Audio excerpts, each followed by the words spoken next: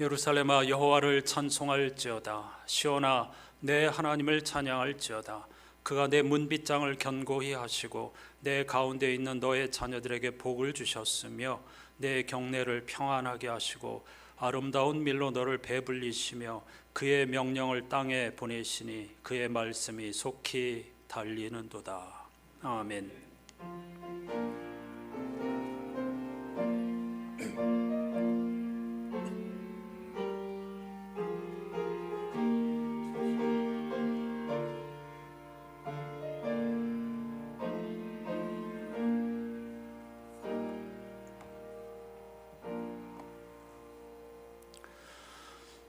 우리를 당신의 형상, 신적 형상으로 창조해 주시고 믿음과 소망과 사랑이라고 하는 복된 양식을 선물로 허락하여 주신 하나님을 찬양합니다.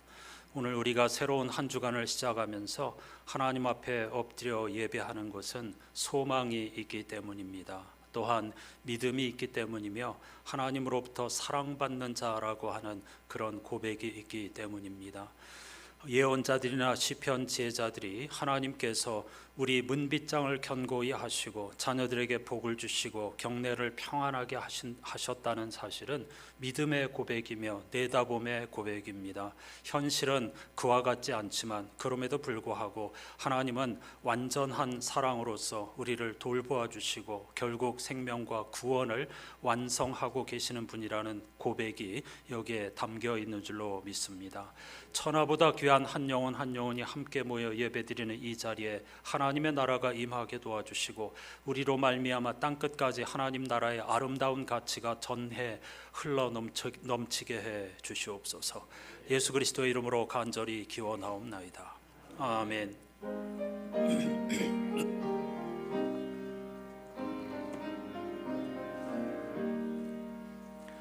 하나님의 말씀으로 이 세상이 창조되니 그는 알파와 오메가 처음이요 끝이시라. 지난 날과 장래일을 모두 주관하시네. 영원토록 영원토록 온 하늘이 찬양하며 천사들도 찬양하네. 만국 백성 경배하네. 우리의 왕 하나님께 모든 입술 열어 찬양 목소리를 합하여 영원토록 영원토록.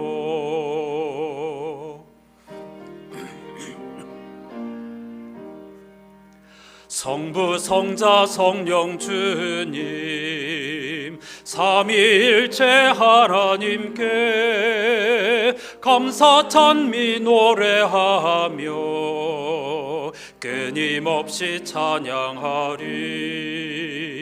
존귀 영광 주의 권세 영원하신 승리를 영원토록 영원토록. 아멘.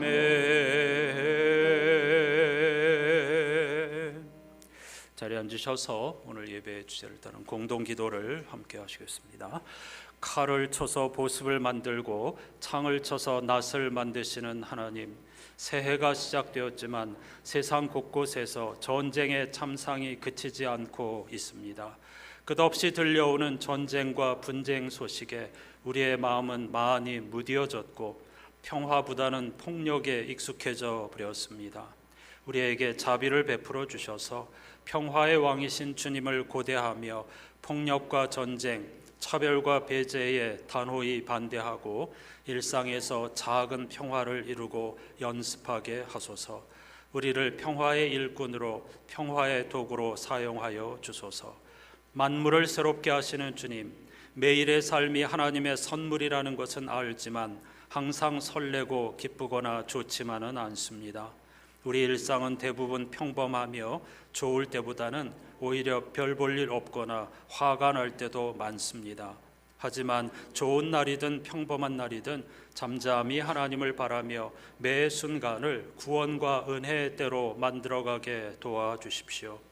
반복되는 일상에 숨어있는 하나님 나라를 발견하고 물을 포도주로 바꾸신 당신의 능력으로 존재의 변화를 경험하며 충만한 일상을 살아가도록 이끌어 주소서. 우리 주 예수 그리스도의 이름으로 기도합니다. 아멘. 회개는 방향을 돌이킨다는 뜻이죠. 이렇게 우리에게 충만한 기쁨을 주신 하나님의 세상을 살지 못하는 우리들, 하나님의 나라를 향하여 살 수 있도록 해달라고 침묵으로 기도하십시다.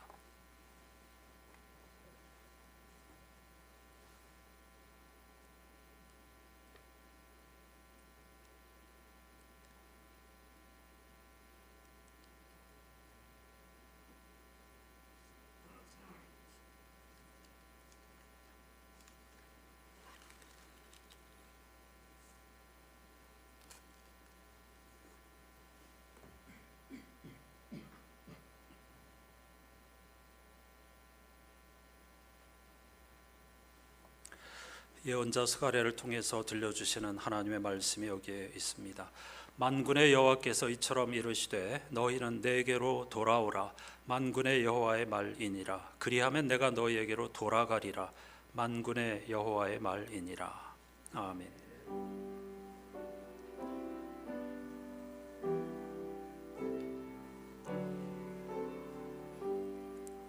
그리스도인들 믿는 도리를 사도신경으로 함께 고백하십시다. 나는 전능하신 아버지 하나님 천지의 창조주를 믿습니다. 나는 그의 유일하신 아들 우리 주 예수 그리스도를 믿습니다.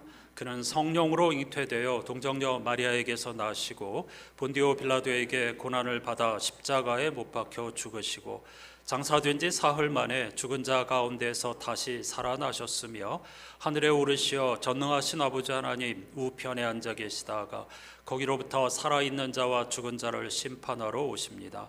나는 성령을 믿으며 거룩한 공교회와 성도의 교제와 죄를 용서받는 것과 몸의 부활과 영생을 믿습니다. 아멘. 이번 주 성서일과표에 포함된 시편 36편 부분을 교독합니다. 주님, 주님의 한결같은 사랑은 하늘에 가득 차 있고 주님의 미쁘심은 궁창에 사무쳐 있습니다.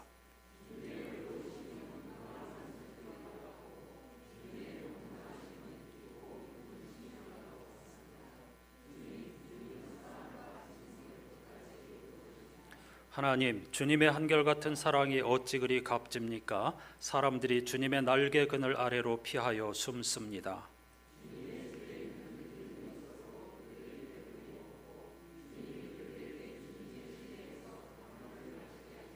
생명의 샘이 주님께 있습니다. 우리는 주님의 빛을 받아 환히 열린 미래를 봅니다.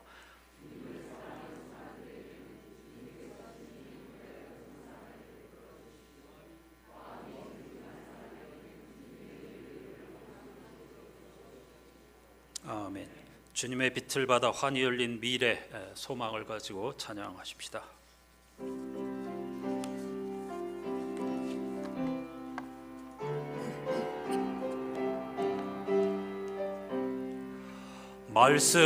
말씀으로 이 세상을 창조하신 주 하나님, 온 인류를 구원하려 독생 성자 주셨도다.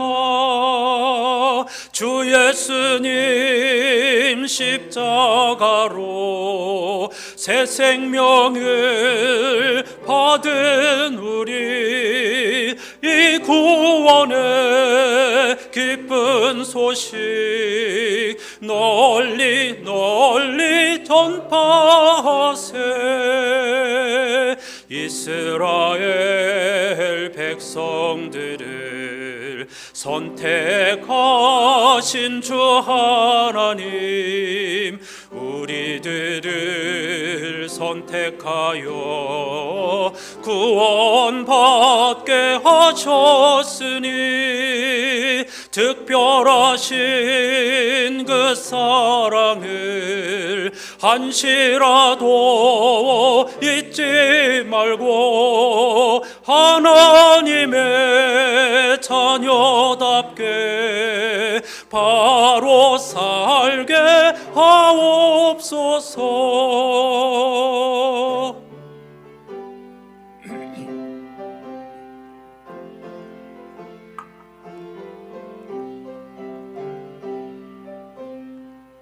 선택받은 백성이요 구원받은 성도로서 우리에게 주신 사명 성실하게 수행하여 하나님께 존귀 영광 세상에선 빛과 소금 천국 가는 그날까지 몸과 마음 다 바치리.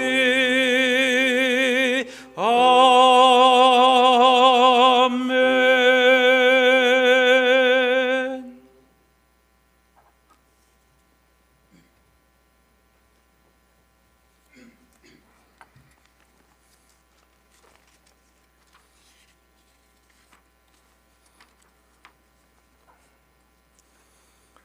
저희를 새로운 피조물로 창조하시는 하나님, 다사다난했던 지난해를 보내고 2025년 을사년 새해 셋째 주일 아침 예배를 사랑하는 성도들과 한자리에 모여 예배드릴 수 있도록 인도하시니 감사를 드립니다. 지금까지 지내온 것이 값없이 베푸신 주님의 은혜임을 고백합니다. 올해도 주님의 은총을 덧입어 살아가는 삶 속에 감사와 기쁨이 넘치고 은혜와 충만한 삶이 되기를 원합니다. 하나님, 지난 시간을 돌아보면 속된 것과 거룩한 것을 구별하지 못하고 낙담과 시리 속에 불신과 불순종으로 얼룩진 삶을 고백하며 용서를 구합니다. 이제는 하나님의 뜻대로 온전히 순종하고 범사에 감사하며 살 수 있기를 원합니다. 새해 주님 앞에 결심했던 다짐들을 다시 한번 생각합니다. 나약한 심령으로 저희의 약속들이 무너지지 않도록 부족한 저희를 붙잡아 주시옵소서. 올해는 오직 하늘의 평안을 바라보며 소망을 품고 자족하는 삶을 살게 하옵소서. 주님, 지금 이 나라 대한민국은 많은 혼란과 어려움 가운데 있습니다. 정치적 분열과 경제적 불안정 속에서 많은 국민들이 고통을 겪고 있습니다. 그러나 주님께서 어둠 속에 빛을 비추시며 혼돈 속에서도 질서를 세우시는 하나님인 줄 믿습니다. 하루빨리 이 전국이 안정되어 국민 모두가 평안하고 행복한 삶 속에서 세계 평화를 기하며 하나님의 영광을 드러내는 축복의 은혜를 누리도록 인도하여 주시옵소서. 주님, 우리 안산교회가 감사와 은혜가 넘치는 주님의 전이 되기를 원합니다. 모든 성도들이 한마음 한뜻으로 주님이 주신 사명을 향해 나아갈 수 있도록 인도하여 주시옵소서. 올해 계획하고 준비한 모든 사업이 하나님의 인도하심에 따라 이루어지고 저희 모두가 감사의 기도를 드릴 수 있기를 원합니다. 모든 성도가 성령 안에서 벽을 허물고 영육간의 필요를 채워주며 하나님과 겸손히 동행하는 한 해가 되게 인도하여 주시옵소서. 또한 교회에 속한 가정 공동체가 올해 소망하는 모든 것이 이루어지는 시간이 되기를 원합니다. 처음과 끝을 주관하시는 주님, 저희의 삶의 여정에서 그 과정 또한 주님의 섭리가 이루어지는 은혜와 평강의 시간이 되기를 원합니다. 어떠한 형편과 사정에 있든지 주님의 손을 놓지 않고 동행하는 삶이 되도록 이끌어 주시옵소서. 저희가 약할 때 강함 주시고 가난할 때 부요함 주시는 주님, 저희가 오직 주님만을 의탁하고 기도할 때 위로와 은총이 넘치는 승리하는 한 해가 되기를 기도드립니다. 이 시간 은혜의 말씀으로 인도하시는 목사님에게 영적 통찰력과 성령의 가마를 덧입혀 주셔서 올해도 사랑과 헌신으로 교회를 이끌 수 있도록 인도하여 주시옵소서. 교회와 예배를 위해 헌신하며 봉사하는 모든 성도들에게 은총을 더해 주셔서 저들의 삶이 행복과 기쁨이 넘치고 감사로 마무리될 때 저희의 본이 되고 모두 함께 동참하며 힘을 더하는 믿음의 동역자가 되기를 원합니다. 저희의 삶의 인도자이신 예수 그리스도의 이름으로 기도드립니다. 아멘.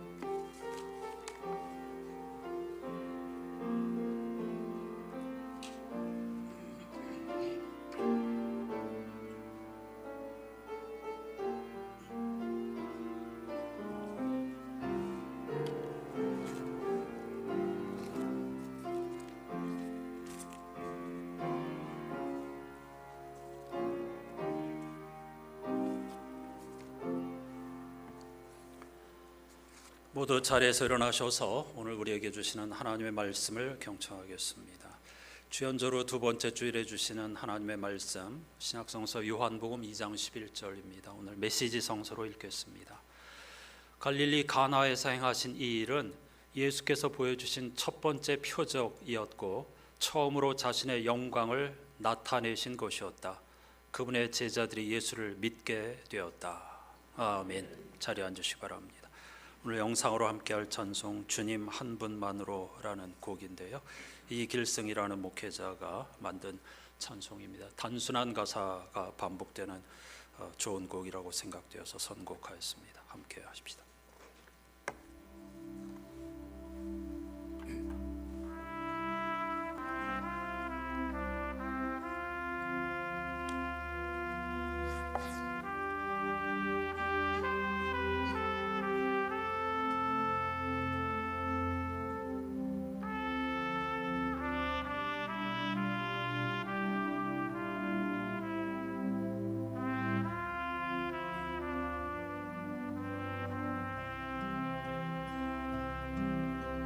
주님 한 분만으로 내 영혼 만족하네. 다른 종류의 즐거움 날 채울 수 없네.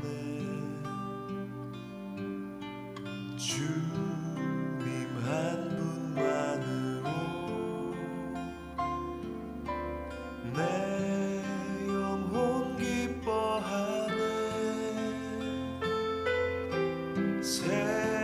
세상이 주는 어떤 유혹도 날 흔들 수 없네. 이것이 나의 힘, 이것이 나의 노래, 이것이 내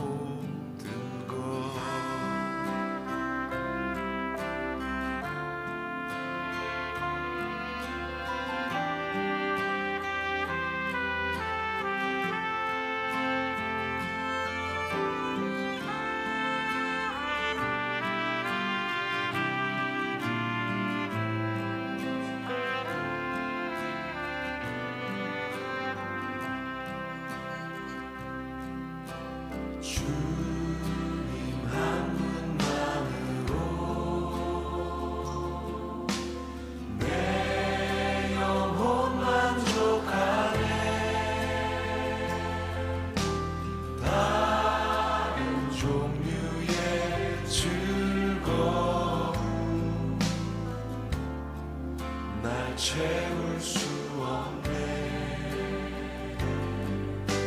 주님 한 분만으로 내 영혼 기뻐하네. 세상이 주는 어떤 유혹도 날 흔들 수 없네. 이것이 나의 힘, 이것이 나의 노래, 이것이 내 소망의 이유, 주 나의 모든 것. 이것이 나의 힘,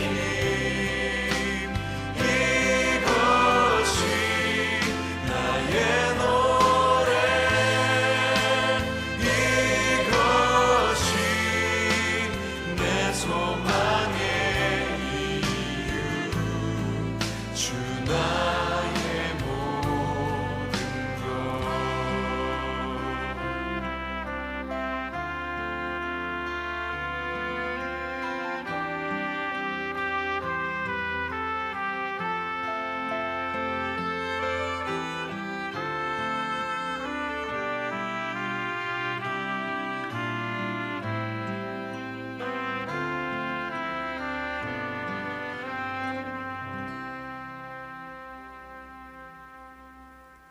아멘. 주님이 나의 전부, 주님이 나의 모든 것이라고 하는 신앙 고백의 의미에 대해서 깊이 생각해 보시기를 바랍니다. 신약 성서에는 모두 4권의 복음서가 있습니다. 그런데 기원 후 200년 전후부터 당시 주교와 신학자들은 4가지 동물을 복음서의 상징으로 사용하였습니다. 이를테면 마태는 사람, 마가는 포효하는 사자, 누가는 인내심이 많은 소, 요한은 날카로운 부리를 가진 독수리의 형상을 하고 있죠. 이것은 성서 기자들이, 학자들이 갑자기 고안해낸 것이 아니라 예언자 에스겔이 하나님의 부름을 받았을 때 본 환상에 등장한 4 동물들이며, 요한이 계시록에서 열린 문으로 하늘나라의 예배 장면을 본 환상에 등장하는 4 동물이기도 합니다. 고대 근동 사람들은 이 동물들을 동서남북 4 방위를 다스리는 신으로 보았지만, 성서는 이들을 하나님의 종으로 그리고 있습니다. 실제 유럽이라든가 이 다양한 국가의 고대 이 건축물이라든가 혹은 성당에 보면은 이 4가지 조각상을 흔히 볼 수가 있습니다. 유대 랍비 전승에 따르면 하나님께서 이들을 심부름꾼으로 선택하신 이유는 이들이 지닌 품위 때문이라고 합니다. 인간은 하나님의 형상대로 지음받은 존재로서 모든 피조물 가운데 최고이며, 사자는 야생동물의 왕이고, 소는 가축 가운데 으뜸이며, 독수리는 조류 중 가장 높임을 받는 새라는 것이죠. 이들은 각자 자기 영역에서 1인자이지만 하나님의 보좌 아래에서 각각의 역할을 감당합니다. 이와 같이 복음서도 서로 다른 얼굴을 하고 있지만 모두 예수 그리스도의 복음을 전하고 있다는 것이죠. 오늘 본문은 독수리 복음으로 불리는 요한복음입니다. 그런데 요한복음에는 또 다른 별명이 있습니다. 바로 표적의 책이라는 뜻입니다. 이름입니다. 표적의 책. 실제로 요한복음 기자는 7가지 표적을 중심으로 이야기를 구성하고 있습니다. 그의 스토리 라인이 7가지의 표적으로 구성되어져 있다는 것입니다. 여기서 표적은 사람들이 좋아하고 생각하는 기적을 의미하는 것이 아닙니다. 복음서가 전하는 예수님은 초자연적인 능력을 행하는 마술사가 아니기 때문이죠. 따라서 요한복음이 소개하는 표적은 종교적인 은유 혹은 사인으로 읽어야 합니다. 무언가를 가리키는 사인인 것이지 예수 그리스도의 마술사적인 능력을 강조하는 것이 아니라는 겁니다. 요한복음의 7가지 표적이 가리키는 것은 예수는 하나님의 아들 메시아 즉 그리스도라는 사실입니다. 그 증거가 출애굽기 3장 14절에 나는 스스로 있는 자라는 신적 자기 선언, 이 나는 스스로 있는 자라는 문구는 하나님의 자기 선언, 신에게만 사용할 수 있는 특별한 관용어입니다. 그것을 예수께서 7차례 반복하면서 이를테면 나는 생명의 빵이다, 나는 양의 문이다, 선한 목자다 이와 같은 7차례 신적 자기 선언을 반복하는 것이 그 증거입니다. 즉 요한복음 기자는 예수께서 하나님의 아들이시며 그리스도라는 사실을 전하기 위해 7가지의 표적을 멋진 이야기로 구성하고 있는 것이죠. 그런 면에서 요한복음 기자는 탁월한 이야기꾼이라고 할 수 있습니다. 따라서 7가지 표적에 등장하는 인물이나 사건을 문자적으로 읽으면 길을 잃게 됩니다. 대신 우리는 탁월한 이야기꾼인 성서 기자가 각각의 인물과 사건을 통해 무엇을 가리키고 있는지, 무엇을 말하려고 하는지에 집중해야 합니다. 한 가지 예를 들어보겠습니다. 복음서에 등장하는 예수님의 육신적 아버지는 누구입니까? 그의 이름은 요셉이죠. 요셉과 마리아 사이에서 태어났으니까요. 그런데 복음서 기자들은 모두 예수의 아버지 요셉을 창세기에 등장하는 야곱의 아들 요셉을 재창조하는 방식으로 설정하고 있습니다. 이게 우리 눈에는 잘 안 보이는데요. 성서 기자들이 어떻게 이야기를 구성하고 있는지를 엿볼 수 있는 재미있는 상황입니다. 3가지 면에서 그런데요. 수천 년의 시대적인 차이가 있잖아요. 그런데 복음서 기자들이 예수의 아버지 요셉을 고대 족장, 그들이 존경하는 족장 요셉의 어떤 재현으로 보고 있다는 사실입니다. 그런 방식으로 재창조하고 있다는 것이죠. 3가지 면에서 그런데요. 먼저 예수님의 육신적인 아버지나 구약성서 족장 요셉 아버지의 이름은, 그들의 아버지의 이름은 모두 야곱입니다. 마태복음 1장 16절에 보면 야곱은 마리아의 남편 요셉을 낳았다 이렇게 기록하고 있죠. 구약성서 족장 요셉의 아버지도 야곱이고 예수님의 할아버지도 야곱이라는 것입니다. 또 두 요셉 모두 꿈과 깊은 관련이 있습니다. 창세기에서 요셉의 꿈 이야기는 여러분 잘 아시죠? 그런데 이 신약성서 예수의 육신적 아버지 요셉도 꿈을 통해서 예수 그리스도에 관한 그 태어남 이런 소식을 전해 들었다는 사실을 기록하고 있습니다. 3번째로 이 두 요셉 모두 약속의 백성 혹은 메시아의 안전을 위해 이집트로 피신함으로써 구원을 위한 하나님의 섭리에 동참하고 순종하는 모습을 볼 수가 있습니다. 구약성서 족장 요셉도 이집트로 피하였고 아기 예수님도 그 헤롯이 2살 아래의 남아를 다 죽이려고 하는 명령을 피하기 위해서 이집트로 피하였다는 것을 우리는 잘 알고 있습니다. 이와 같이 처음 교회의 구성원이 대부분 유대인들이었기 때문에 복음서 기자들은 이와 같은 의도적인 설정을 통해 예수 그리스도를 전하려고 했던 겁니다. 그런 면에서 성서 기자들은 모두 탁월한 이야기꾼들이라고 할 수 있겠습니다. 그렇다고 해서 이들이 거짓말을 하고 있다는 뜻은 아닙니다. 예수 그리스도의 복음을 어떻게 하면 효율적으로, 효과적으로 이 읽는 독자들의 그 눈높이에 맞춰 가지고 전할 수 있을까, 이런 몸부림이었다고 할 수 있겠습니다. 앞서서 요한복음이 표적의 책이라고 했죠. 요한복음만 그런 건 아닙니다. 이 요한복음의 구성 스토리 라인 자체가 표적으로 이루어져 있기 때문에 표적의 책이라고 부르는 것뿐이지, 사실 구약 성서에 나오는 여러 가지 기적 이야기도 모두 다 기본적으로는 사인입니다. 신구약 성서는 기적에 관심이 없습니다. 기적 이야기 많이 나오지만은 우리를 기적 이야기로 인도하려는 의도가 전혀 없습니다. 우리 눈에 기적처럼 보이는 현상들을 통해서 하나님을 전하려고 하는 것입니다. 창조주 하나님을 우리에게 전하려고 하는 것입니다. 따라서 성서가 말하는 신앙은 결코 기적 신앙이 아니라 하나님 신앙입니다. 기적에 집중하지 말고 하나님께 집중해야 하는 것입니다. 1월달 매일 성서 본문은 여호수아서이고, 지난 금요일에 여호수아서의 전반부인 12장까지를 읽었습니다. 그런데 여호수아서는 교회가 외면하는 문제적 성서입니다. 가장 두려워하고 가장 읽기 어려워하는 책 중에 하나입니다. 왜냐하면 여호수아서의 주제가 가나안 땅 정복인데, 그 이야기를 펼쳐가는 과정에 폭력성과 잔인성이 너무 두드러지기 때문입니다. 여호수아서는 전멸 혹은 진멸이라는 단어를 끊임없이 사용하고 있습니다.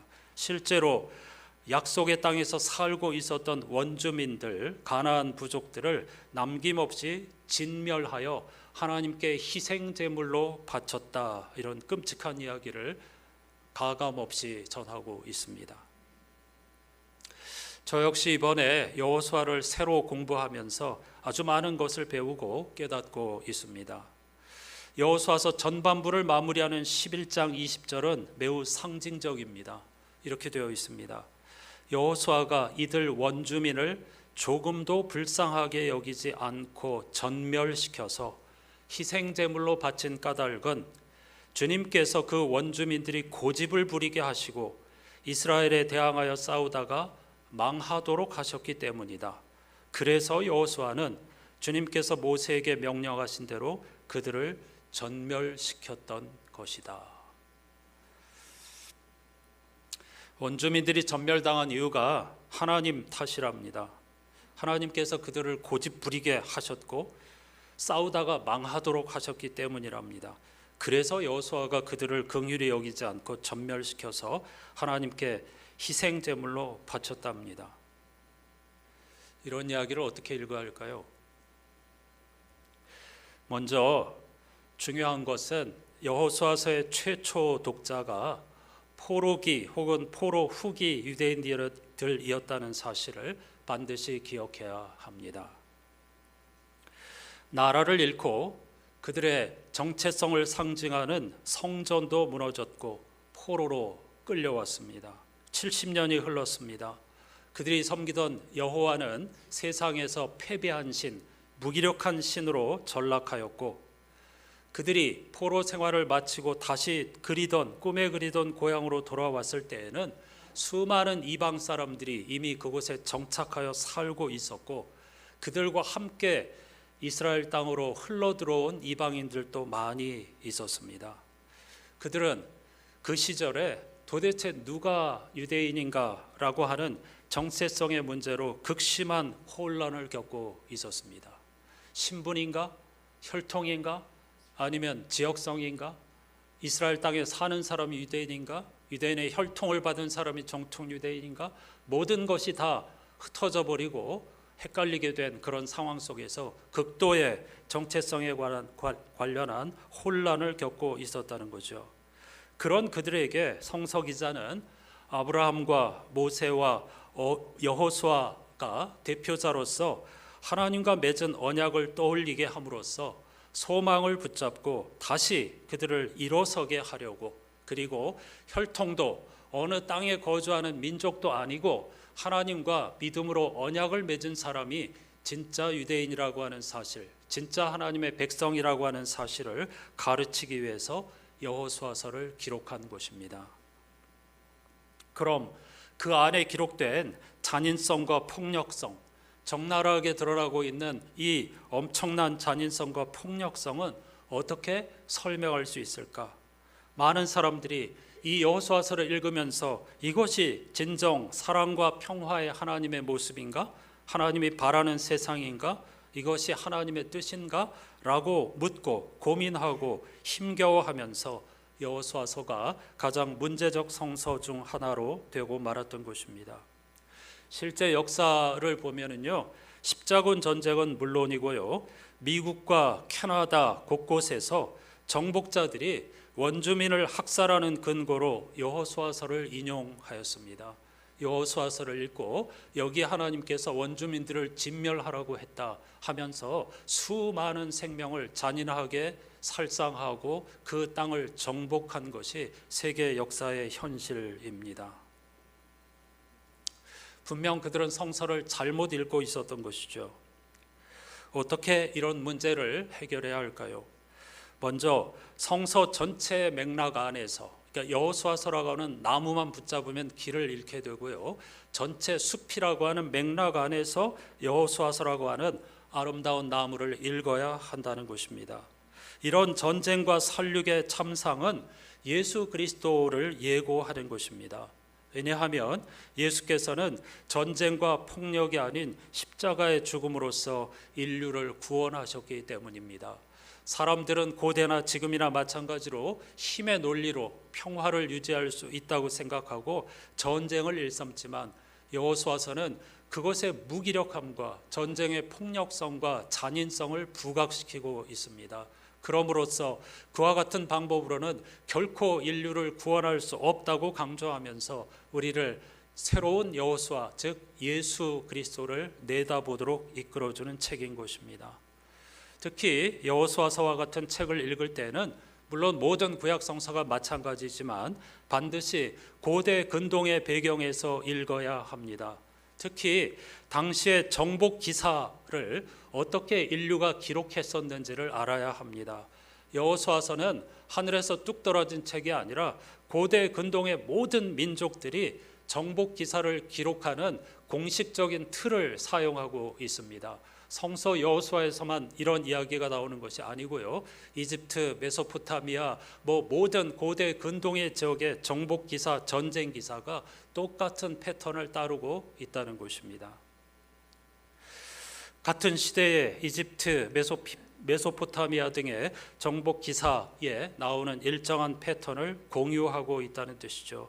이들은 모두 태양, 달, 별, 우박 등 자연 현상을 활용하여 자기 백성을 대신하여 싸우는 신을 묘사하고 있습니다.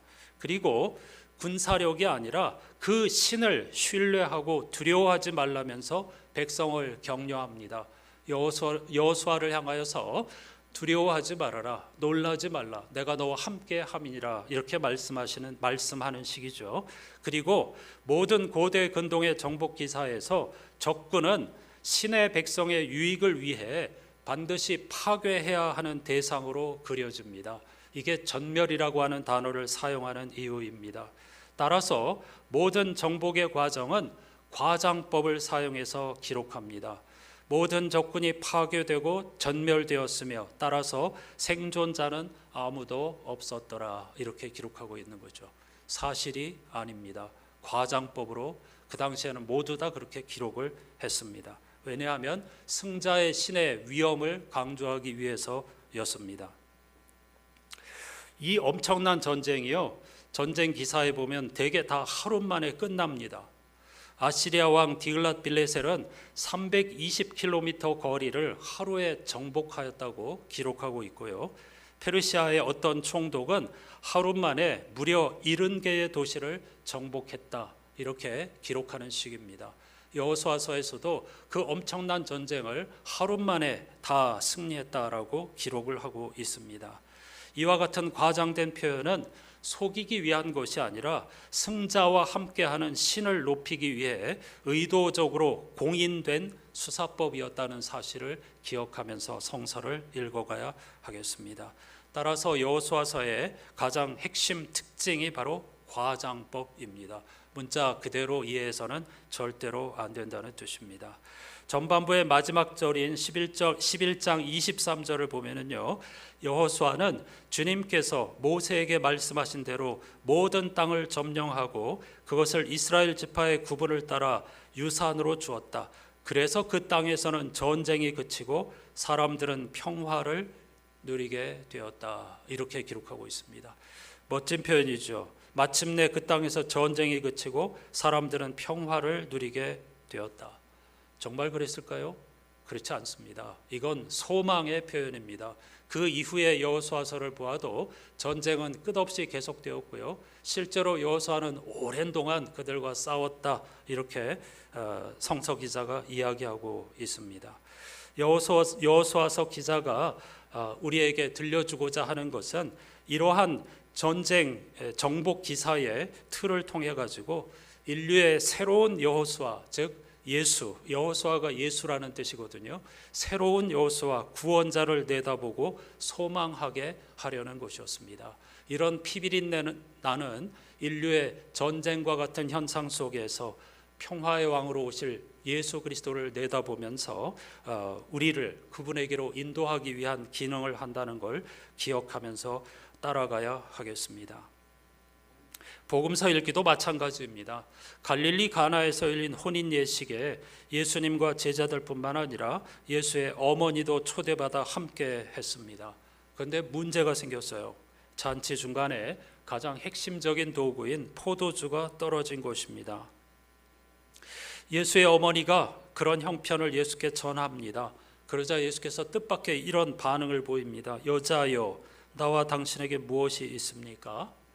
우리가 볼 때는 말도 안 되는 반응이죠. 여자여라는 호칭도 그렇고 나와 무슨 상관이 있느냐는 표현도 아주 냉정하고 버릇없게 들립니다. 하지만 당시 어법으로 볼 때에 이런 표현은 나는 그 문제에 개입하지 않겠다는 생각의 강조라고 합니다. 결코 그러니까 우리말로 이렇게 직역을 해버리니까 그런데 무례하거나 그런 태도가 아니라는 것이죠.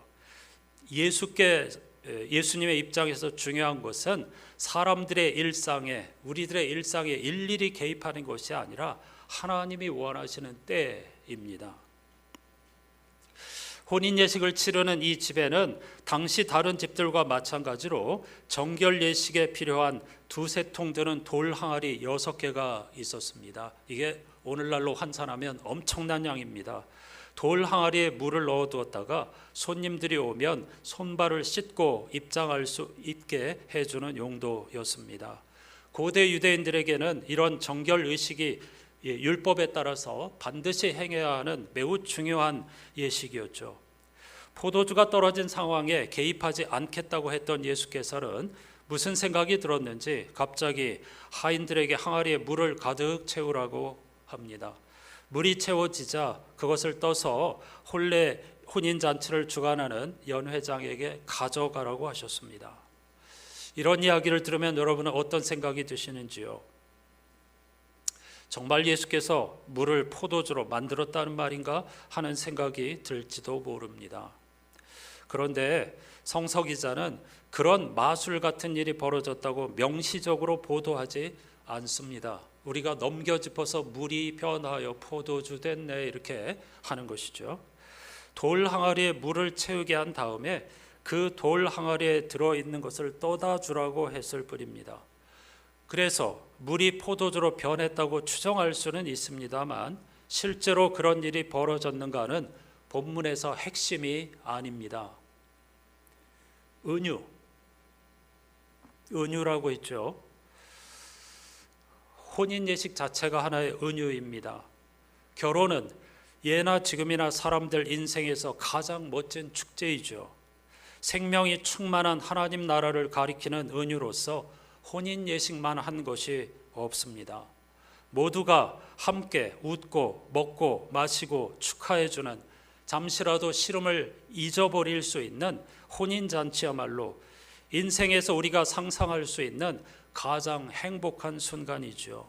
그래서 예수께서는 하나님의 나라를 주로 혼인잔치에 비유할 수밖에 없었던 것입니다.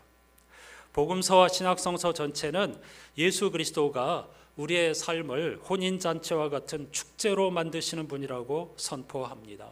하지만 우리가 일상에서 이 사실을 실제적으로 느끼기는 쉽지 않습니다. 삶의 방향이 완전히 달라져야만 하기 때문이죠. 이걸 성서는 회개라고 합니다. 하나님의 나라를 향하여 삶의 방향과 우선순위를 완전히 돌아섰을 때, 돌이켰을 때, 그때만 만날 수 있는 행복의 순간입니다. 아까 영상으로 함께한 주님 한 분만으로 만족할 수 있다는 것은 바로 그런 회심에 이른 사람만이 경험할 수 있는 고백이라고 할 수 있겠습니다. 포도주 역시 예수 그리스도를 통한 생명 충만에 대한 은유입니다. 예수께서 물을 포도주로 만들었다는 사실 자체가 아니라 정결 예식이 상징하는 모세의 율법으로는 생명을 얻을 수 없다는 뜻입니다. 정결 예식에 사용하던 그 물, 율법을 상징하는 건데 그걸로는 생명 충만, 진정한 기쁨을 얻을 수 없다는 것입니다. 물이 포도주가 된 것처럼 제자들과 초기 그리스도인들은 예수 그리스도를 통해서 삶이 그리고 그들의 존재 자체가 변화되었다는 사실이 이 첫 번째 표적이 가리키는 핵심입니다. 사실은 이 표적은 이사야가 내다본 것의 실현입니다. 이번 주 성서 읽어표 제1독서 이사야 62장에서 하나님은 사로잡힌 이스라엘을 향해 나는 너희들이 구원받기까지 잠잠하지 않고 쉬지 않겠다고 선언합니다. 그래서 우리가 쉬지 않으시는 하나님 이런 찬송으로도 부르지 않습니까? 그 본문이 이사야 62장인데요. 그리고 이렇게 말씀하십니다. 공동 번역이 재밌는데요. 야훼께서 몸소 지어주실 새 이름, 사람들이 그 이름으로 너를 부르리라. 다시는 너를 버림받은 여자라 하지 아니하고 너의 땅을 소박되기라 하지 아니하리라. 이제는 너를 사랑하는 나의 임이라. 너의 땅을 내 아내라 부르리라. 야훼께서 너를 사랑해 주시고 너의 땅의 주인이 되어 주시겠기 때문이다. 이렇게 선언하고 있습니다. 포로로 사로잡혀간 이들을 향하여서 다시는 너를, 이게 다 여성형이기 때문에 여자라고 표현하고 있는데, 버림받은 여자라 하지 않고 땅으로 의인화시켜가지고 소박되기라 하지 않고 대신 이제 너를 사랑하는 나의 아내라고 부르리라, 이렇게 말씀하고 있는 것입니다. 물이 포도주로 변화했다는 것 역시 이와 같이 존재의 변화를 의미합니다. 이름이라고 하는 것은 우리 존재 자체를 상징하는 거잖아요. 이스라엘의 이름이 바뀌었다, 또 아브라함의 이름이 바뀌었다, 수많은 바울을 비롯하여서 하나님께서 이름을 바꿔주시는 기사가 성서에 많이 있는데, 그건 하나님께서 우리들 한 사람 한 사람을 오늘 본문의 표적처럼 존재 자체를 새롭게 해주시겠다는 약속입니다. 따라서 이 물이 포도주로 변화되었다는 것은 도덕적인 변화가 아닙니다. 이걸 오해하시면 안 됩니다. 우리가 조금 더 착한 삶을 살게 된다, 그런 뜻이 전혀 아닙니다. 존재의 변화를 말합니다. 요한이 이야기하는 물 세례와 성령 세례의 차이와도 같습니다. 이건 종에서, 율법의 노예에서 하나님의 자녀로의 변화입니다. 율법에서 은혜로의 돌이킴입니다. 궁극적으로는 죽음으로부터 생명으로의 변화를 의미하는 것입니다. 요한복음 기자는 이 첫 번째 표적을 통하여 예수께서 처음으로 자신의 영광을 나타내셨고 제자들이 그를 그리스도로 믿었더라, 이렇게 묘사하고 있습니다. 첫 표적을 통하여서 예수께서 하나님의 아들 그리스도이심을 드러내셨다라는 말이죠. 그래서 이 본문이 주현절, 하나님께서 그리스도이심을 드러내신 것을 기념하는 절기의 본문으로 우리에게 주어지는 것입니다. 예수께서 영광을 받으셨다는 것은 하나님께만 가능한 생명의 역사가 예수 그리스도를 통하여 나타났다는 뜻입니다. 그것은 바로 구원의 빛이며 은총이고 죄와 죽음으로부터의 해방입니다. 초기 교회 공동체, 특히 요한 공동체는 예수 그리스도 안에서 그 빛과 생명을 경험했기 때문에 전혀 다른 차원의 삶으로 돌이킬 수 있었고 전혀 다른 새로운 피조물의 삶을 살 수 있었습니다. 마지막으로 요한 공동체가 예수님을 그리스도로 믿었다는 것은 어떤 의미가 있을까요? 물론 마태, 마가, 누가의 공동체가 다 예수님을 그리스도로 믿었습니다. 그런데 그들이 예수님을 그리스도로 믿었다는 것은 십자가와 부활의 예수님을 구원자로 믿었다는 뜻입니다. 구약 성서가 예고한 메시아가 바로 그분이라고 믿었다는 사실인데요. 요한복음 공동체는 조금 차원이 다릅니다. 그래서 공관복음과 분리가 되어 있는 것인데요. 요한 공동체는 예수님을 하나님과 합일을 이루신 분으로 이해했습니다. 요한 공동체는 신비로운 신비주의 공동체인데요. 예수님만이 유일하게 하나님과 하나가 된 분으로 이해했다는 뜻입니다. 참 사람이신 예수 그리스도께서 하나님과 합일을 이루셨다. 하나님과 하나가 되셨다. 그분이야말로 하나님의 영광을 온전히 드러내신 분이셨다. 하나님이 어떤 분이신지를 드러내셨다. 그걸 예수께서 영광을 받으셨다. 이렇게 표현하고 있는 것입니다. 그들은 예수 그리스도의 영에 충만해졌습니다. 따라서 세상에서 그 무엇도 부러워하지 않고 두려워하지도 않고 그들 역시 하나님과 하나 되는 삶을 추구하는 공동체였다는 것이죠. 예수 그리스도로 인해서 삶이 축제가 되고 구원의 기쁨과 은혜에 마치 술 취하듯이 취하였다는 것이 요한복음 기자의 고백입니다. 이것이 저와 여러분이 평생 추구하고 힘쓰고 걸어가야 할 길입니다.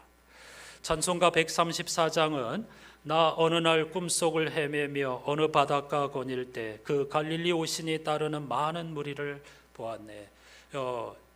신앙적인 어떤 경험, 그것을 시적으로 표현하고 있는 것이죠. 우리는 지금도 여호수아서를 통해서 복음서 기자들을 통해서 끝없이 하나님의 나라 예수 그리스도에 관한 이야기를 듣고 있습니다. 그 이야기를 어떻게 듣고 어떻게 반응하느냐에 따라서 우리의 삶이 생명과 죽음으로 갈리게 되는 것입니다. 134장의 신앙 고백자들이 고백했던 것이 우리들의 고백이 될 수 있기를 갈망하면서 함께 찬양하십시다.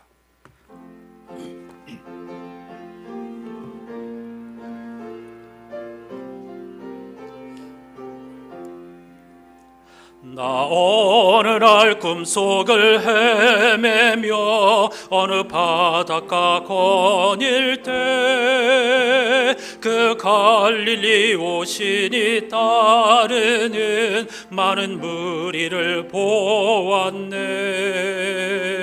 나 그때에 확실히 맹인이 눈을 뜨는 것 보았네. 그 갈릴리 오시니 능력이 나를 놀라게 하였네. 내가 영원히 사모할 주님 참 사랑과 은혜 넘쳐 나 배웠고 그 후로부터 내 구주로 섬겼네. 그 사랑의 눈빛과 음성을 나는 잊을 수 없겠네. 그 갈릴리 오시니 그때에 이 죄인을 향하여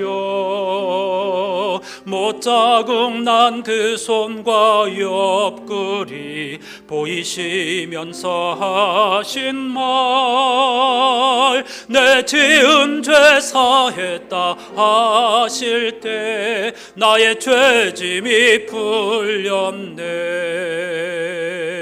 내가 영원히 사모할 주님 참 사랑과 은혜 넘쳐 나 배웠고 그 후로부터 내 구주로 섬겼네. 그 사나운 바다를 향하여 잔잔하라고 명했네. 그 파도가 주 말씀 따라서 아주 잔잔케 되었네. 그 잔잔한 바다의 평온함 나의 마음속에 남아서 그 갈릴리 오시니 의지할 참된 믿음이 되었네. 내가 영원히 사모할 주님, 참 사랑과 은혜 넘쳐 나 배웠고 그 후로부터 내 구주로 섬겼네.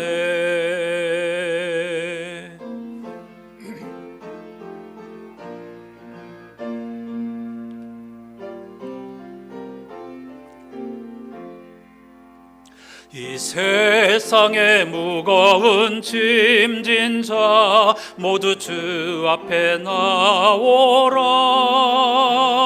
그 놀라운 은혜를 받아서 마음의 평안을 얻으라. 나 주께서 명하신 복음을 힘써 전하며 살 동안 그 갈릴리 오시니 내 맘에 항상 계시기 원하네.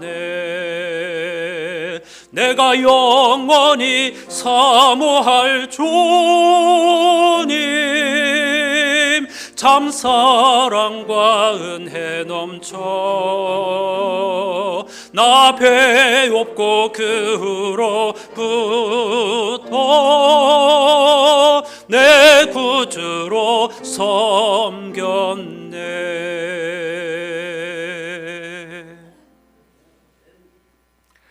여러분, 본문과 이 찬송의 핵심은 1인칭 시점입니다. 주님의 능력이 나를 놀라게 하였네. 하나님의 말씀을 들었을 때 나의 죄짐이 풀렸네. 나의 마음에 항상 계시기 원하네. 여러분, 하나님의 말씀을 듣고 하나님의 나라 예수 그리스도께 창녀 라합이 그랬던 것처럼, 기브온 사람이 그랬던 것처럼, 요한 공동체가 그랬던 것처럼 삶의 모든 것을 걸고 방향을 바꾸시기를 원하십니까? 이것이 기도 제목입니다. 여러분의 선택입니다. 다 같이 기도하십시다. 그와 같은 삶으로 방향을 돌이키게 해달라고 간절한 마음으로 기도하십시다. 하나님 감사합니다. 주연절 후 두 번째 주일을 맞아 신구약 성서 일과표에 주어진 하나님의 귀한 말씀들을 함께 나누며 진리를 더듬어 찾아갈 수 있게 해주신 것 진심으로 감사드립니다. 성서 곳곳에서 창조주 하나님께서 우리의 존재 자체를 바꾸어 주시기 원하신다는 사실, 그걸 역설하고 있습니다. 수많은 사람들의 이름을 하나님께서 바꾸어 주셨는데 그건 단지 이름이 아닙니다. 도덕적 삶의 변화가 아닙니다. 궁극적인 변화이고 존재의 변화이며 죄와 죽음으로부터 생명과 평화, 기쁨, 그 충만으로의 변화를 의미합니다. 하나님께서는 성서 기자들을 통해서 다양한 이야기를 통해 우리들에게 이와 같은 생명으로 초대하고 있습니다. 하지만 많은 사람들은 이런 이야기들을 하찮게 여기고 혹은 비과학적이라고 여기고 신화처럼 여기기도 하면서 있을 수 없는 일이라고 여기면서 하나님의 나라로 방향을 돌리기를 주저하고 머뭇거리고 있습니다. 그러나 소수의 사람들, 소수의 공동체, 초기 공동체나 구약 성서의 창녀 라합이나 기브온 사람들, 요한 공동체, 예수 그리스도의 제자들 등 소수의 사람들은 하나님의 나라가 왔음을 직감하고 하나님과 예수 그리스도를 향하여 삶의 방향을 돌이키고 모든 것을 다 걸므로써 삶 속에서 생명 충만을 경험하였고 살든지 죽든지 예수 그리스도가 나의 전부라고 고백하였습니다. 주님, 사도 바울은 성도인 그리스도인들이 이 세상의 가치만을 추구하며 평생 신앙생활을 한다면 그들보다 더 불쌍하고 가련한 사람들이 어디에 있겠느냐고 물었습니다. 간절히 기도합니다. 우리 안산의 교들 한 분 한 분이 얕은 물가에서 기웃거리다가 마치는 종교인이 아니라 진정 이 진리에 천착하면서 하나님의 나라에 집중하면서 삶의 방향을 무엇을 먹을까 마실까 입을까로부터 하나님이 좋아하시는 가치, 하나님의 나라, 하나님 사랑과 이웃사랑의 가치로 돌이키고 전부를 우리의 하나님께서 맡겨주신 모든 것을 활용하여 걸음으로써 여기서 천국과 부활의 능력과 생명을 경험하고 살아가는 하나님 나라의 백성들이 되게 해 주시옵소서.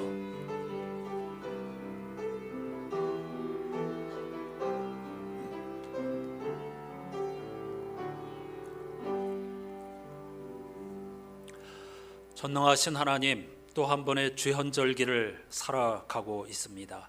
주현절은 하나님의 아들 예수 그리스도께서 자신의 정체성을 세상에 공식적으로 드러내셨다는 사실을 기억하고 그것이 무엇을 의미하는가를 토파보는 절기입니다. 오늘 또 예수께서는 갈릴리 가나에서 행한 첫 번째 표적, 사인을 통하여서 예수가 바로 하나님의 아들이며 하나님이시라는 사실을 드러내 보여주셨고, 우리를 그러한 궁극적인 변화의 세계로 초청하여 주신다는 사실을 말씀하고 있습니다. 우리는 익숙한 이런 이야기를 들으면서 과연 어떻게 반응하고 있을까요? 누군가의 이야기, 제3자의 이야기, 그들의 이야기로 듣는다면 우리는 하나님의 나라를 결코 맛보지 못하게 될 것입니다. 하나님께서는 수많은 예언자들과 성서 기자들의 그 피땀 흘린 기록을 통하여서 우리를 표적에 집중하라고 하는 기적의 사람이 아니라 하나님의 백성으로 초대하고 계신다는 사실을 잊지 않게 해 주시옵소서. 물이 포도주로 궁극적인 그 변화가 일어나는 것처럼 하나님께서는 우리의 존재 자체를 죽음의 노예, 저주의 노예가 아니라 생명 충만과 기쁨의 자녀로 바꾸어 주시기를 원하셔서 예수 그리스도를 보내주셨다는 사실을 잊지 않게 하여 주시고, 그분을 나의 주님으로 고백할 수 있는 안산의 교우들이 되게 해 주시옵소서. 수십 년을 신앙생활하여도 누군가의 하나님, 성서 인물들의 하나님, 어떤 믿음 좋은 사람들의 하나님이라고 한다면 얼마나 불행한 일이 되겠습니까? 수십 년 동안 신앙생활을 하면서도 하나님의 나라에 관심 없이 무엇을 먹을까 마실까 입을까에만 집중하며 주님의 능력과 도우심을 구한다면 사도 바울이 탄식한 것처럼 그리스도인이야말로 가장 가련하고 불쌍한 종교인이 아니고 무엇이겠습니까? 거기에 해당하는 분들 단 한 분도 없게 해 주시옵소서. 모두 다 이 주연절기에 예수 그리스도께 삶의 방향을 돌이키게 해주시고, 하나님께서 그렇게도 원하셨던 생명, 기쁨, 자유, 평화, 사랑의 모든 것을 거는 우리들이 되게 해 주시옵소서. 그래서 새 하늘과 새 땅을 보게 해주시고, 하나님 나라의 식탁을 미리 맛보면서 마치 술 취하듯 성령에 취하여 춤추는 삶을 살아가는, 눈에 보이는 현실에 노예가 되지 않고 무너지지 않고 하나님을 경외하고 일상에서 하나님의 영광을 보는 우리 안산의 교우들 한 분 한 분 다 되게 해 주시옵소서. 또 한 주간의 선물을 하나님께로부터 받았습니다. 무엇에 집중해야 할까? 오늘 본문 말씀이 우리에게 분명히 가리키고 있습니다. 사랑하는 아내라고 우리를 부르시면서 이와 같은 충만한 기쁨으로 넘치는 삶을 살기를 원하시는 주님의 말씀을 떠올리면서 한 주간 기쁨과 사랑, 회복, 소망이 충만한 삶, 전쟁이 그치고 평화가 가득하였다라는 것을 실제로 목도하는 한 주간의 삶을 살아가는 우리들이 되게 해 주시옵소서. 예수 그리스도의 이름으로 간절히 기도하옵나이다. 아멘.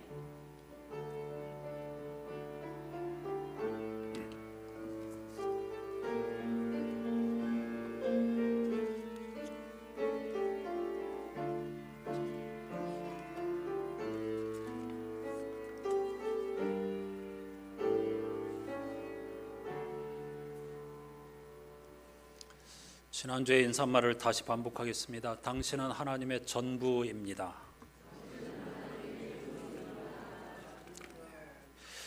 우리에게 이렇게 복된 성서의 말씀을 허락하여 주셨다는 것 얼마나 감사한 일이고 기적이며 은혜인지 모릅니다. 이번 한 주간 동안에도 성서 일갑의 말씀들, 구슬이 서말이라도 꿰어야 보배라고 하죠. 물론 목회자가 열심히 그런 역할을 하지만은 여러분도 왜 이 네 본문이 이번 주에 엮여 있을까 하는 걸 깊이 생각해 보면서 말씀 속에서 일용할 양식을 얻고 자유와 기쁨을 경험하는 한 주간이 될 수 있기를 부탁드립니다. 여호수아서 지난주까지 전반부인 12장까지를 끝냈고요. 이번 주부터는 13장 두 번째 주제 땅 분배에 관한 이야기를 읽게 됩니다. 실제로 흥미진진하고 복음으로 가득한 이 여호수아 말씀 읽는 데에 더 많은 분들이 동참해 주시기를 권해 드립니다. 수요 기도에도 마찬가지고요. 또 요한복음, 오늘 본문도 요한복음이지만은요, 메시지 성서를 필사하면서 이 진리의 진리를 맛보는 기쁨에 함께하는 여러분들 되시기를 다시 한번 부탁드립니다. 연말정산을 위한 기부금 영수증이 준비되어 있습니다. 빠짐없이 다 찾아가시고 잘 사용하시기를 부탁드립니다. 우리가 새해 들어서 점심 식사를 첫 2주를 제공하고 나머지 주는 제공하지 않기로 일단 결정을 하였습니다. 한번 1월 달에 셋째 주, 네 번째 주 이렇게 경험을 해보시고 다양한 사람들의 의견과 생각을 나누면서 또다시 의논도 해보고 또 어떤 변화가 필요하다면 변화를 꾀해보고 그런 식으로 해보겠습니다. 일단 결정을 했으니까 한 달은 2차례. 사실 저도 좀 그렇습니다. 이 추운 겨울에 예배드리고 따뜻한 국밥이라도 한 그릇 먹고 돌아가게 하는 것이 참 마음이 편한데요.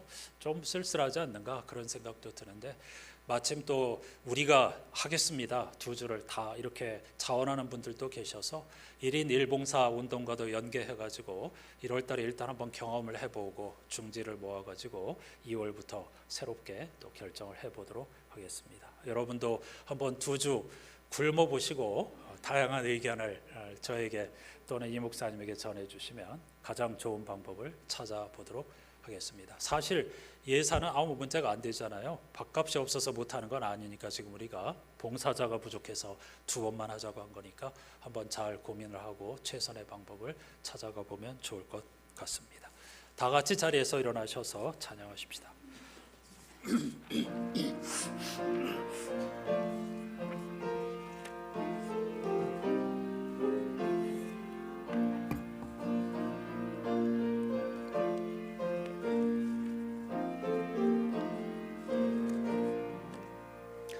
어려워 낙심될 때에 주 너를 지키리. 위험한 일을 당할 때 주 너를 지키리. 주 너를 지키리. 아무 때나 어디서나 주 너를 지키리. 늘 지켜주시리. 주 너를 지키리. 아무 때나 어디서나 주 너를 지키리. 늘 지켜주시리.